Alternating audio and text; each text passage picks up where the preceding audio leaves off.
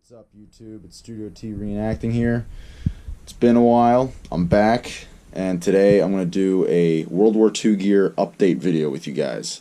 It's been a while, I know, and in the past few months, done a lot of crap, including Paris Island, ITB, and the past few months has just been kind of settling into life, as it were. But in that time, mostly in the past couple months I've been home, I've acquired a lot of new gear. Like, a lot of new gear. So I'm going to take you through what I got. So what you're looking at right here is my Marine Corps loadout so far. Hopefully soon I'll be hooking up with the Living History Group in Battleship Cove, which is home to BB-59, the USS Massachusetts, in Fall River, Massachusetts. Really cool museum, and you local New England viewers, if you haven't been to Battleship Cove, check it out. It's a really cool place. But they have a Living History Group there, and they're actively searching for members. So I'm going to sign on with them as a Marine stationed on a battleship, which there were Marines on the Massachusetts during World War II that weren't just being transported by it. They actually worked on the ship as crew. So both the green utilities and the frog skins are both at the front replicas. I know you guys have been asking a lot of where I get some of my stuff, but these two uniform sets right here are at the front. These P41s are at the fronts, like last set of, or last run of Marine Corps dungarees, because the Marine Corps has recently changed their licensing policy on who, what, when, where, and how can put the USMC and EU Globe and Anchor on products. So he says he's going to search for some kind of new solution to make new ones, but I had wanted them for a while, so I bucked up and got a set, and they fit me very nicely. The quality is really nice. Both the trousers and the jacket are really good. All the buttons and everything is, of course, accurate and good. Nice khaki stitching, good HPT material, and been trying to break them in as much as I can. I also got a pair of USMC Leggings, which these have been breaking in fairly well, I think. And also at the front, reproductions, good quality. I had a set of M1938 leggings, Army leggings, that I bought from at the front probably about 7 years ago. Actually, I think it's more like 8 years now. But they recently finally bit the dust about a year ago. And it just got to the point where they were falling apart, and they weren't really that wearable anymore. But they held out for a really long time. They wore beautifully, and they broke in very authentically, and they looked great. So if you're looking for a good set of leggings, at the front's the place to get them. It's really good quality, and they wear really nice. Rough Out service shoes. Now these are nice because I can use these for both infantry and Marine Corps. Because of the Rough Out, they can pass pretty decently as boondockers from the outward appearance, and they're accurate for service shoes, of course. Those have been breaking in very nicely. Also at the front, repros. A lot of my stuff I get from at the front just because I know the quality is going to be good. Yeah, you gotta pay an arm and a leg sometimes, but you get what you pay for, and it's really worth it most of the time. P44 Cap, 8-point, Marine Corps. Also at the front. It's nice. Not much can be said there. M1 Bayonet, replica bayonet. Now this replica is a collector's edition one, but came surprisingly very sharp. I did not expect that, but it's marked, if you can see that, 1943. And really good replica, and I'm pretty happy with it. I forget how much I paid for it. But yeah, trying to get this thing back in here. It's got a little lock on it. This Navy manual is actually original.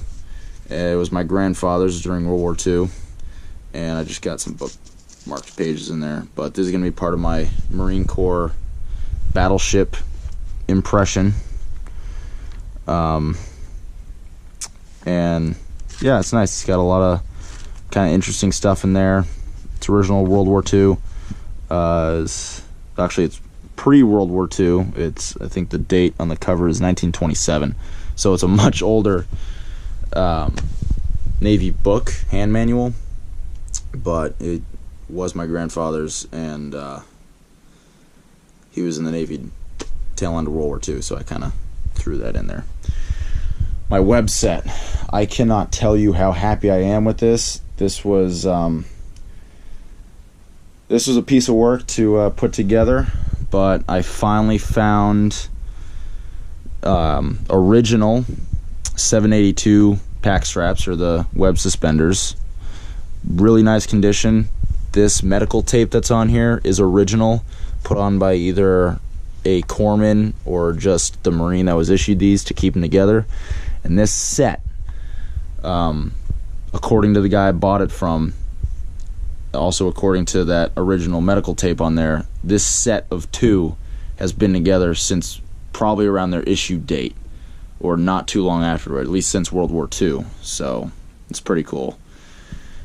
Reproduction M1923 cartridge belt. I bought this used for like 20 bucks. Little bit of wearage there, but it doesn't bother me that much. It's a decent replica.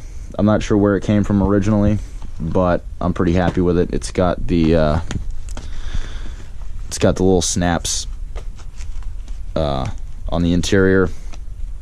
The dot system is nice and smooth. It's not a really difficult one to snap down. Fits well. It's really nice. Marine Corps K-bar. This is mine, that I use occasionally in the real Marine Corps, but it's, design hasn't changed, so I threw it on my World War II set just because. Original World War II Marine Corps Canteen cover. This is, I think, dated 1942, and the canteen inside is dated 45, I believe. 45, and the canteen cup inside is dated 44. Also got this for pretty cheap at the same vendor. I got the cartridge belt and this jungle first aid pouch, which is a little more Korean War, Vietnam era, but it works. Yeah, so this, I went to the guy and I said, yeah, I'm looking for some World War II Marine Corps stuff, and he's like, oh, well, I got a canteen right here for you. Gave me the whole set. I think it's probably about 30 bucks, 35 bucks. Frog skins. These are also at the front reproductions. I already said that. But these I've had for quite a bit longer than I've had the dungarees. And just recently, actually like yesterday, got completely covered in mud. So that's why you can't really see the camouflage pattern that much. But they're holding together great. Really good reproduction. The frog skins are reversible, meaning you got jungle on this side, in case you couldn't tell, and you got brown desert sand on the other side. And that same goes for the trousers. Snap front. It's good. Pistol belt rig with M1911 holster, brown. Pretty nice reproduction. Got it from a bunch of vendors at Newville this past April, and it was like 25 bucks. And normally even non-World War II sutlery reproductions, like you buy at gun shops and things, charge like 70 bucks for these. So it was $25. Wasn't even used. The mud and wear you see on it is stuff I've put it through in the past few weeks I've had it, just trying to break it in. but it's nice. I like it. What all of this gear is on is an original, move this stuff out of the way, original Marine Corps World War II blanket that was actually, I got a really good deal from a friend of mine in my World War I unit, who his father was in the Marine Corps, and I guess had this blanket. And he's like, yeah, it's World War II, original Marine Corps. It's in really good condition. It is. It's in great condition. It's the dark green Marine Corps color that's different from the Army olive drab. Got the stripe there, and USMC stitched into the center of the blanket. So it's pretty cool. And up here we have all my other stuff. We got my M42 Jump Uniform for the airborne. Got my 101st patch on there, stereotypical. At the front repros. These aren't the economy ones. These are the 100%. Got the Talon zipper in there. Really good replicas. Wool EM shirt under there. New M38 leggings, because like I said, my old ones bit the dust, but that was after many, many years. Bottom, these are also at the front repros, and we'll be very excited to see them go through their wear and tear. German, yes, the famed German impression that me and Jimmy were talking about in the last World War II gear video I did, which was quite a while ago, 2016 I think. But and here it is. I've had the luxury of time to work on it a little bit. If Jimmy could, I'm sure he would show you all his, but he has an impression put together as well.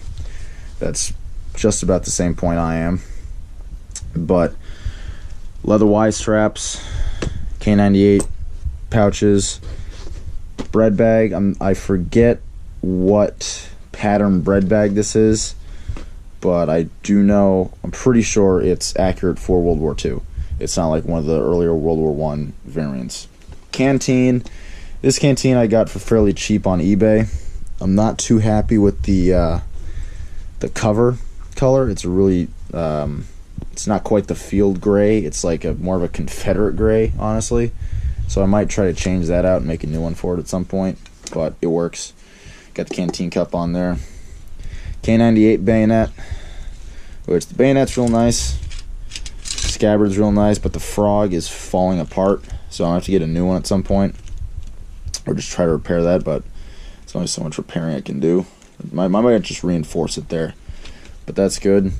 Got the belt, got mit uns belt buckle there, and the belt buckle, ammo pouches, and gas mask can, as well as my jack boots, which these are really nice jack boots actually. The leather's nice and flexible, really nice. Good bottoms to them. I've been using them on breaking them in as best I can, and they're holding together beautifully. And they were 130 something.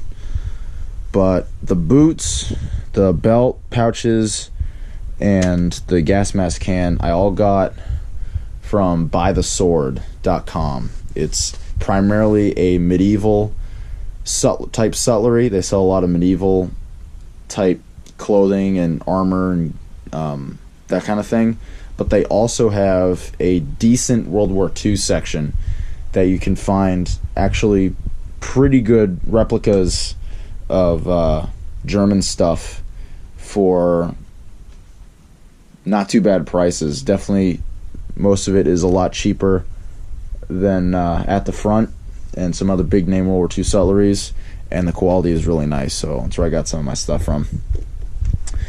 The tunic, finally got a tunic, and this originally had repro buttons on it, but I had a bunch of original buttons, and these are dated, some of them are dated 1941, others are 1942, but all original buttons. Reproduction Tunic. I got the breast eagle, color lights in, from at the front, stitched them on there, looks great. This tunic I got from online. I think it was the company that made it was Man the Line, I believe, and they did a really good job. I gotta hand it to them. Everything that should be there appears to be there. All the pockets, the lining is, from what I can tell, has been stitched correctly and looks good enough for government work. So I'm pretty happy with it. And next we move over to my Russian Partisan impression, which I haven't been concentrating that much on, but some other guys in my other units do that for World War II instead of, you know, generic German, American impressions. They do Russian Partisan, which it's actually a pretty neat impression, and I might end up fielding with them sometime next year, maybe at Reading in Pennsylvania, or I might go as, you know, one of my other impressions. I don't know, but it's there. It's a really easy impression to put together. A lot of the stuff you can get at, you know, Goodwill, or if you already do other time periods, you can kind of just blend over and use that stuff, and it works just fine. Like, this is a Civil War era civilian coat. It's black wool, basic kind of suit, short frock coat. It works perfectly fine. Old cotton shirt with an old style pattern and cut on it. Same kind of thing you can get at a Goodwill store. Works perfectly fine. These kind of Irish setter's hat. Not sure if that's the official name, but that's what I've always heard them called. Got this for $5 from a vendor that I got some of my other stuff from. Fits great. It's used, but is a perfectly proper hat for the impression.